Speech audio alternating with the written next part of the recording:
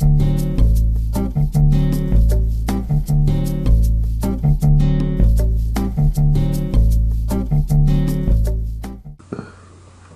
donc je vais continuer la partie restante du chapitre 4 qui sera consacrée à quelques interprétations et comment faire le lien entre le tableau optimal primal et le tableau optimal dual.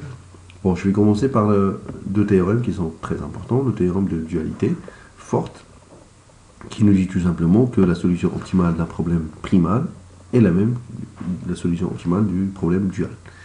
Bien évidemment, je parle de la fonction objective, c'est-à-dire z étoile est égal à w étoile, ce qui revient à dire que c transposé x étoile est égal à p transposé y étoile. Alors, deuxième théorème, il nous dit une chose importante, c'est une complémentarité entre les deux problèmes. Ça veut dire que yi, quand on arrive à l'optimum, entre le problème primal et le problème dual, yi optimal et xi optimal réalisent un système d'équations qui nous dit tout simplement yi fois bi moins sigma aij xj est égal à 0, quel que soit i, et sigma yi aij moins cj fois xj est égal à 0, quel que soit j. Bon, si j'explique les deux relations. Alors si vous regardez bien, ce qu'on a entre parenthèses, c'est tout simplement le second membre moins ce qui est consommé, dans les deux cas. Ça veut dire que ce sont les variables d'écart. Donc ici, la variable d'écart du problème primal, qu'on appelle d'habitude ei, et la variable d'écart du problème dual qu'on appellera tj, ce qui revient à dire yi ei est égal à 0 et tj xj est égal à 0 à l'optimum. Alors, prenons l'exemple, je considère le problème précédent, c'est-à-dire le problème de maximisation et son dual problème de minimisation. Si je considère x et y deux solutions réalisables, x est optimal et y est optimal, cela revient à dire que y1 est égal fois 50 moins 2x1 moins y2 est égal à 0. Autrement dit, ça revient à faire cet écart-là, 50, moins ce qu'on va consommer, ça va donner l'écart, fois y1 associé, ça fait 0. Et la même chose, 25 moins x1 moins 3x2 fois y2 est égal à 0, 60 moins 3x1 moins 4x2 fois y3 est égal à 0. De même de l'autre côté, 5000 moins 2y1 moins y2 moins 3y3 fois x1 est égal à 0. Et 2000 moins y1 moins 3y2 moins 4y3 est égal à fois x2 est égal à 0. Alors ce qui revient à dire que soit la contrainte est saturée, soit la contrainte, la variable de décision du problème associé est nulle. Ce qui revient à faire une interprétation entre les deux systèmes, enfin les deux problèmes, le problème primal et le problème dual. Alors, regardons les conséquences. Donc, si la ième contrainte du problème P primal est non saturée, ça veut dire quoi? Ça veut dire que BI moins la somme de AIJ XJ est différent de 0. Donc, ça veut dire tout simplement que EI est différent de 0. Si EI est différent de 0, on sait d'après le théorème de complémentarité que EI fois YI est égal à 0. À ce qui revient à dire que YI forcément est égal à 0. Parce que tout simplement, on a le produit de deux éléments. A fois B est égal à 0, ça veut dire que A égale à 0, ou bien B égale à 0.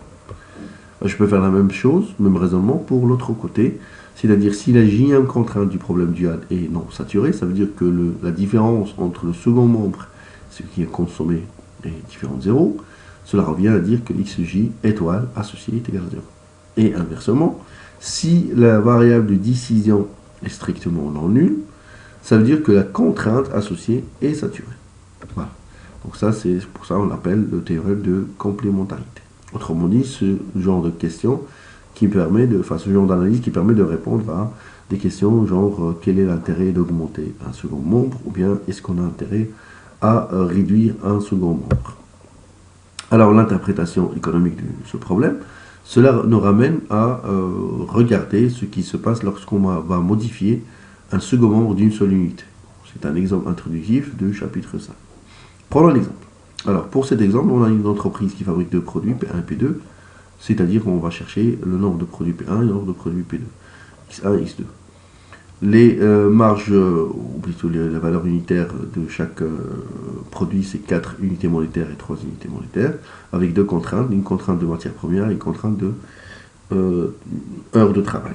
Donc cela revient à maximiser z égale 4x1 plus 3x2, sachant que 2x1 plus x2 est inférieur ou égal à 3, 5x1 plus 3x2 est inférieur à au 2, et inférieur à 11, pardon.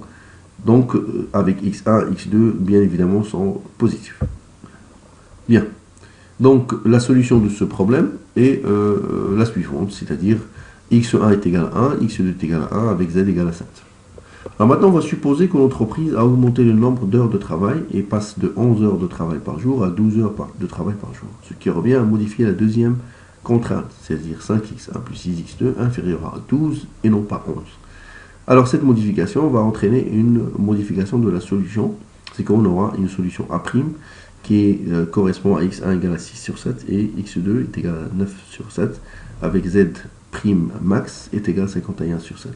Cette augmentation de la valeur de z max est due à une constante, une valeur qu'on va calculer par la suite. Donc je calcule la différence de z max prime avec z max, ça fait 2 sur 7. Et cette valeur 2 sur 7, ce n'est rien que la solution y2 étoile.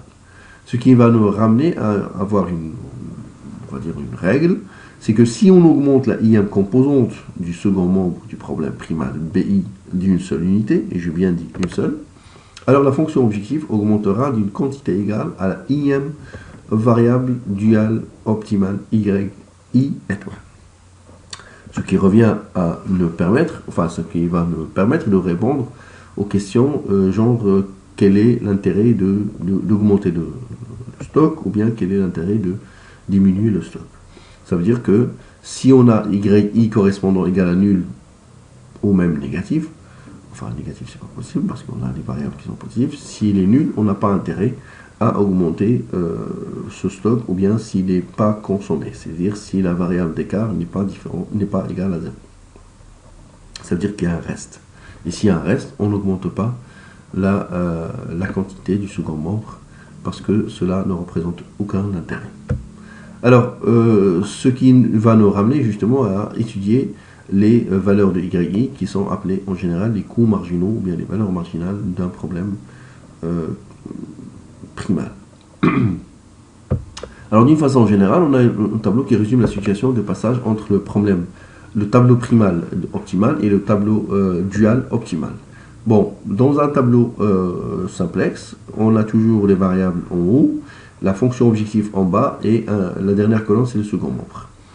Alors après, bien sûr, à l'intérieur, vous avez l'identité qui représente la matrice correspondante à la base. Et vous avez la matrice n qui correspond aux variables hors base. Alors ce qu'il faut savoir, c'est que z optimal est égal à w optimal. Les coûts marginaux des variables hors base, avec un signe opposé, représentent la colonne second membre des variables de base. Et la colonne du second membre, avec un signe opposé, représente les coûts marginaux du problème dual. Les variables de décision x et y. Alors il faut savoir une chose, c'est que les variables du problème primal, grand X, contient des variables de décision, des variables d'écart. Et de même, le problème de dual, grand Y, contient des variables de décision et des variables d'écart, qu'on note en général YI et TI. Alors, ces variables-là, ils ont une autre classification, c'est qu'il y a des variables qui sont de base et des variables hors base. Alors, les variables de décision de base, ils sont associés aux variables d'écart hors base. Et les variables de décision hors base sont associées aux variables d'écart en base. Et les variables d'écart en base sont associées aux variables de décision hors base. Et les variables d'écart hors base sont associées aux variables de décision en base. C'est-à-dire, toute variable est de base, l'associé, ou bien le correspondant, la variable correspondante, elle est hors base. Et si la variable elle est hors base, la variable correspondante, elle est en base, ce qui permet de déterminer la base au préalable. Et donc, on va voir tout cela par un exemple dans la vidéo suivante. Donc, je vais m'arrêter là pour cette partie-là.